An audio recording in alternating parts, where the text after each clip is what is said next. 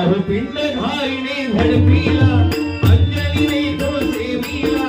पिंड घाईने झडपीला अंजलीने तो सेविला पिंड घाईने झडपीला